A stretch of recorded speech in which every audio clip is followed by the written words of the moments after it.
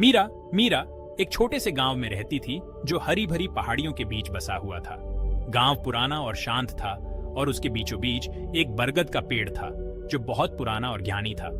लोग कहते थे कि यह पेड़ कहानियां सुनाता है। मीरा मीरा को बरगद के पेड़ के नीचे बैठकर उसकी पत्तियों की सरसराहट सुनना बहुत अच्छा लगता था। वे पत्तियां एक जादुई झरने की बात करती थीं। ऐसा कहा जाता था कि उसके पानी से हर बीमारी दूर हो जाती है। मीरा मीरा उस झरने को खोजने का सपना देखती थी। एक दिन गांव में एक बीमारी फैल गई।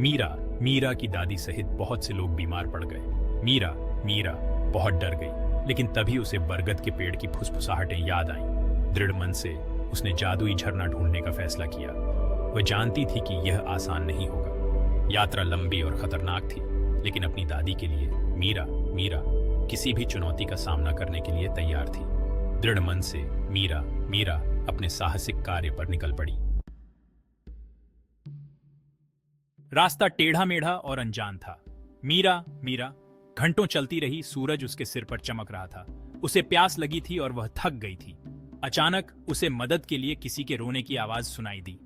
एक छोटी सी चिड़िया शिकारी के जाल में फंस गई थी। मीरा ने बहुत सावधानी से चिड़िया को मुक्त कर दिया, जो कृतज्ञता से चहचहाई और उड़ गई। जैसे ही मीरा आगे बढ़ी, उसने एक छोटे लड़के को देखा जो रास्ता भटक गया था और अकेला था। उसने उसे पानी पिलाया और उसे घर वापस जाने का रास्ता दिखाया। हालांकि मीरा थकी हुई थी, लेकिन उसके दिल में एक अलग ही गर्माहट थी। दूसरों की मदद करने से उसकी यात्रा थोड़ी आसान हो गई। जंगल और घना होता गया और अजीब आवाजें आने लगी। मीरा डर गई, लेकिन उसे अपनी दादी की याद आ गई। उसे बहादुर बनना था। उसकी मुलाकात एक बात करने वाले तोते से हुई जो रंगीन और बुद्धिमान था। तोते ने जादुई झरना देखा था। उसने मीरा को राह दिखाने का वादा किया। तोता उसे घुमावदार रास्तों से बहती हुई नदियों के पार और ऊंची पहाड़ियों पर ले गया। यात्रा कठिन थी, लेकिन मीरा ने कभी हार नहीं मानी। अंत में वे एक खुली जगह पर पहुंचे। ठीक बीच में पानी का एक झिलमिलाता हुआ तालाब था। क्या यह जादुई झरना हो सकता है?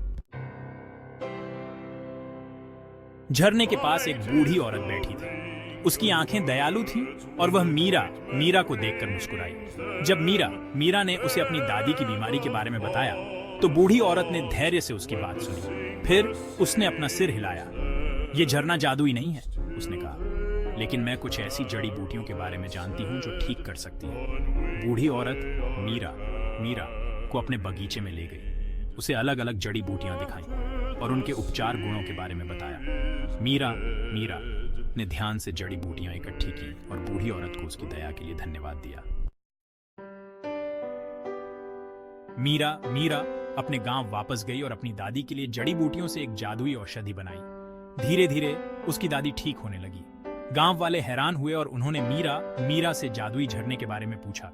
मीरा ने अपना सिर हिला दिया। झरना जादुई नहीं था, उसने कहा, लेकिन यात्रा ने मुझे इससे भी महत्वपूर्ण कुछ सिखाया। मीरा को एहसास हुआ कि असली जादू दयालुता में, दूसरों की मदद करने में और कभी हार न मानने में है। मीरा की यात्रा ने उसे बदल दिया।